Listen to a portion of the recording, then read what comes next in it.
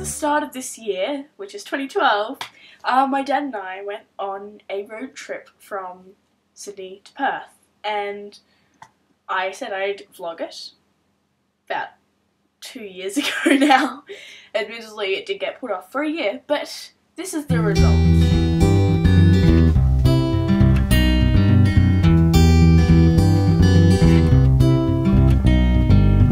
Road tripping with my two favorite allies, fully loaded, we got snacks and supplies.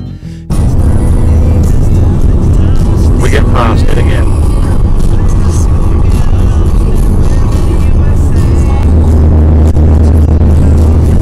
These are on the side of the road.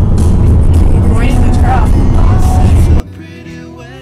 4 days travelling to Australia to get there. We pretty much did about 10 hours a day and stopped overnight at a campground, and I think we had... Actually no, we didn't stop at any campgrounds in the end. We ended up stopping at like caravan parks, and we got a cabin or something like that.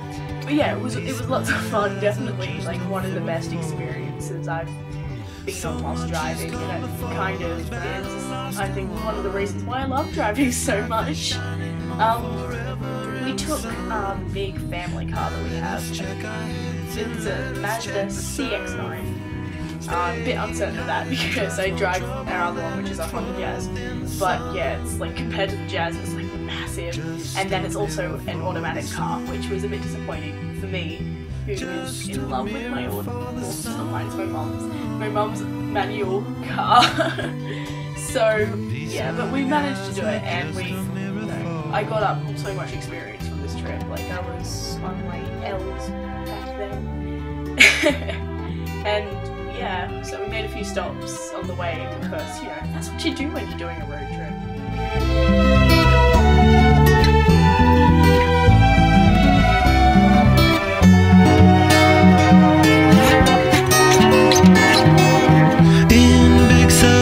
Some time to linger on. We three honky dories got our snake finger on. Now let us drink the stars, it's time to steal away.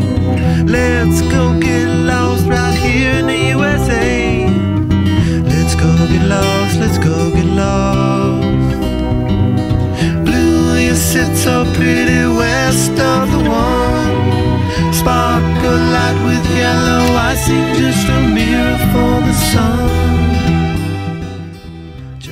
One of the weirdest things I found was when we were on the Nullarbor, there were all these emergency plane landing strips, except, I don't know, you don't see them in the city or when you live close to the city like I do. And so they just look like crossings, like pedestrian crossings to me. So the first one I saw, I was like, why is there a pedestrian crossing in the middle of the Nullarbor? Like, who's going to be walking out there? And then there's all the signs, so I'm like, oh, well, that makes sense, I guess. But it was really surreal at first, I don't know. Maybe it's just a city thing.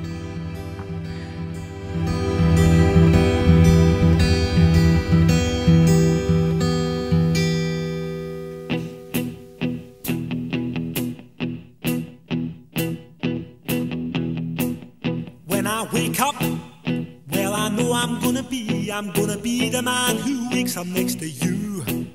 When I go out, yeah, I know I'm gonna be the man who goes along with you.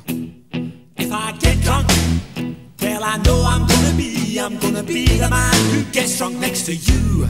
And if I haver, yeah, I know I'm gonna be the man who's havering to you.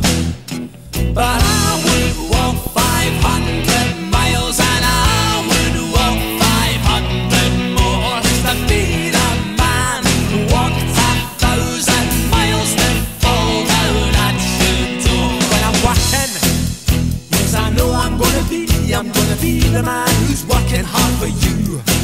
And when the money comes in for the work I do, I'll pass almost every penny on to you. When I come home, oh, I know I'm gonna be the man who comes back home to you. And if I drove, well, I know I'm gonna be the man who's growing old to you. But I would walk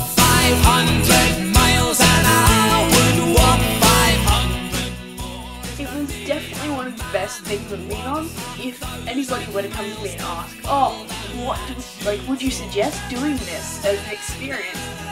Or I'm all for it. I'd say yes, definitely. My mate Luke ended up doing it on the way back, and he enjoyed it. And my brother had the option to do it this year because he got his L.